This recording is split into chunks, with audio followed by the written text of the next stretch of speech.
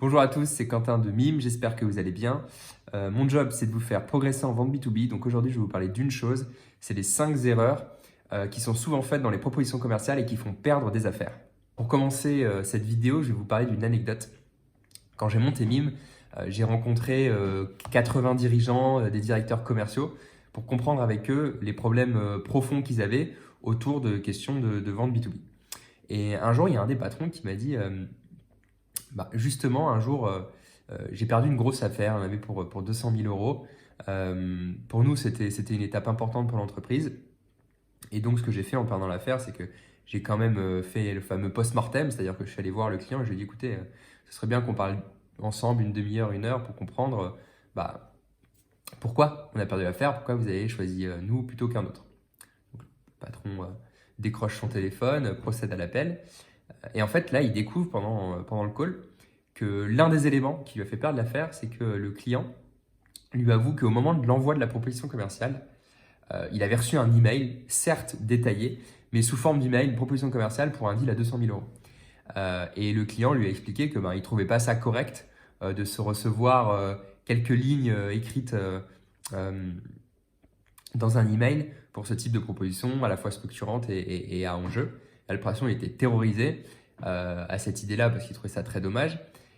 Et je peux vous dire que depuis, il fait des belles propositions commerciales sur de beaux supports à chaque deal parce qu'il a compris à quel point ce moment-là, il était important. C'est évident que quand on a réussi à progresser dans le processus de vente, prospecter un client, avoir un rendez-vous, susciter son intérêt, réussir à construire une esquisse de solution qui lui parle et dans laquelle il a envie de s'engager, quand on arrive jusqu'à ce moment fatidique de la proposition commerciale, c'est quand même dommage de rater son affaire parce que cette étape, qui est en fait une étape plutôt de formalisation, est ratée.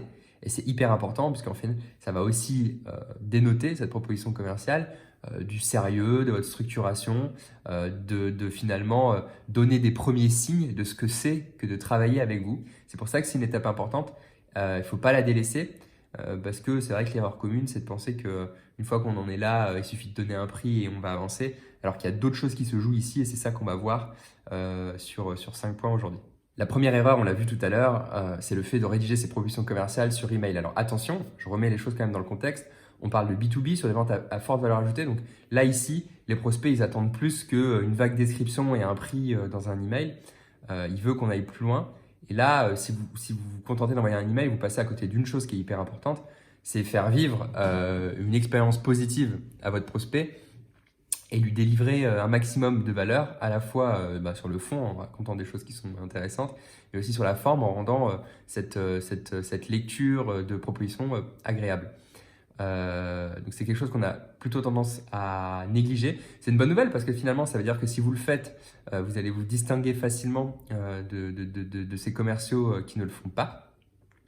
Et là, il y a une opportunité pour améliorer l'expérience. Aujourd'hui, en B2B, on le voit de plus en plus. Les prospects, ils attendent beaucoup des entreprises avec lesquelles ils travaillent. Ils sont habitués à des expériences B2C qui sont de plus en plus perfectionnées. Le B2B doit suivre cette tendance pour satisfaire un maximum le client et finalement faire mouche en fin de deal. Alors, la deuxième erreur que je vois beaucoup, c'est de faire trop de propositions. C'est que les commerciaux, ils font trop de propositions. Alors, pour un tas de sujets, on peut parler de la qualification qui n'est pas forcément bonne, on peut parler du prospect qui n'en a pas demandé ou des choses comme ça, genre faire une proposition par automatisme. Pourquoi c'est un problème?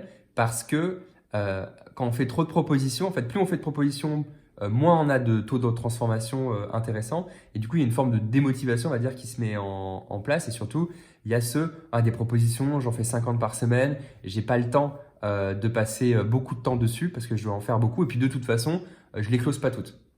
Donc ça, cette dynamique, elle est négative parce que effectivement, elle pousse le candidat à croire que finalement ces propositions sont pas si importantes et que de toute façon, dans une partie des cas, elles n'aboutissent pas. Et du coup, il va abaisser son attention et la qualité des propositions qui vont avec. Donc moi, je pense qu'il faut faire peu de propositions, de les faire au bon moment, quand le prospect est prêt, quand il l'a demandé. Envoyer une proposition, c'est pas une fin en soi, loin de là.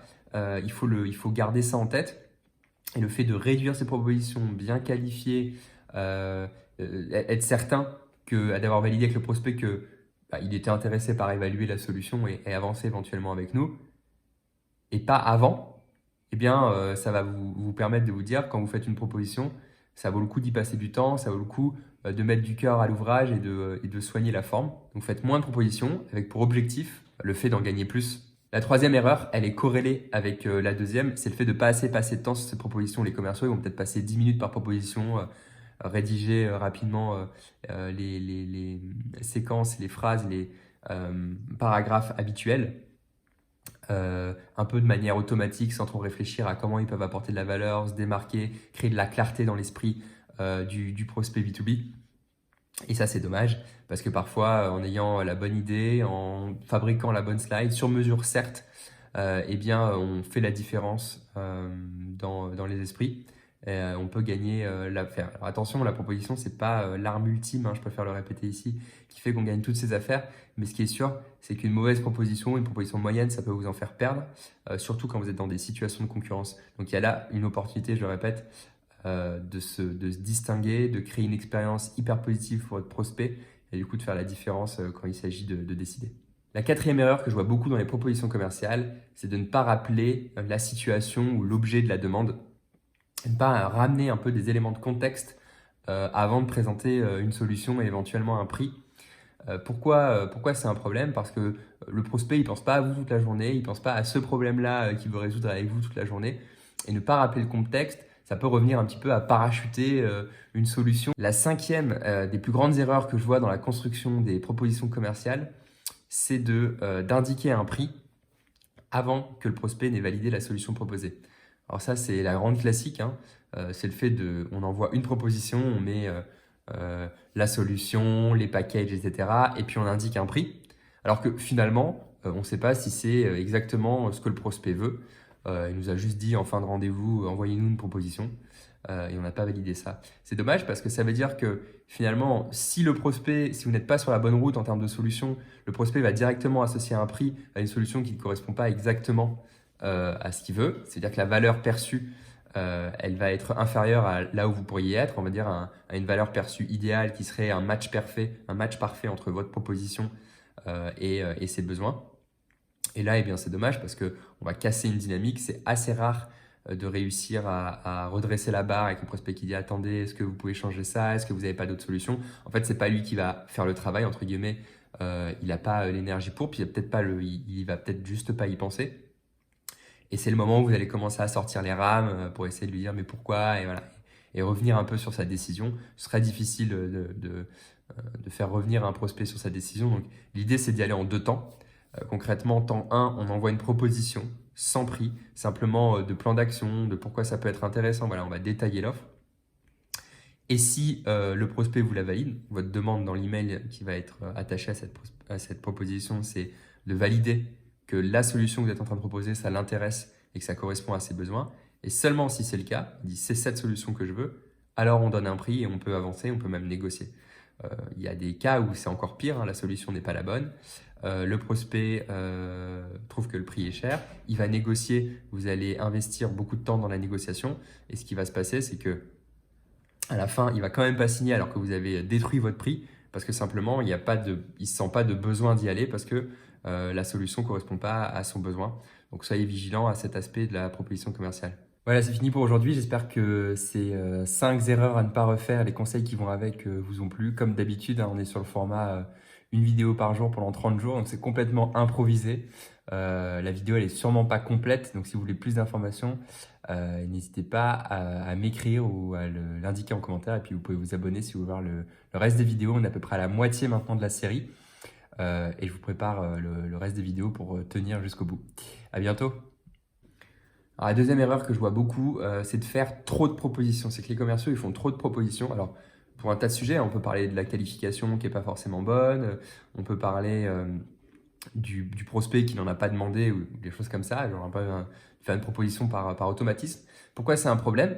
Parce que quand on fait trop de propositions, en fait, plus on fait de propositions, moins on a de taux de transformation intéressant. Et du coup, il y a une forme de démotivation, on va dire, qui se met en place. Et surtout, il y a des propositions, j'en fais 50 par semaine, j'ai pas le temps de passer beaucoup de temps dessus parce que je dois en faire beaucoup. Et puis de toute façon, je les close pas toutes.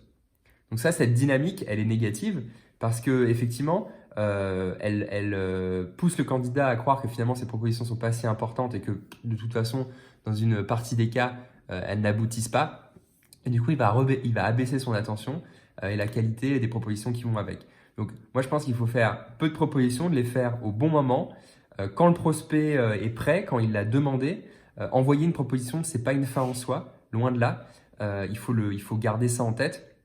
Et le fait de réduire ses propositions, bien qualifiées, être certain d'avoir validé avec le prospect que il était intéressé par évaluer la solution et avancer éventuellement avec nous, et pas avant, eh bien, ça va vous permettre de vous dire, quand vous faites une proposition, ça vaut le coup d'y passer du temps, ça vaut le coup de mettre du cœur à l'ouvrage et de soigner la forme.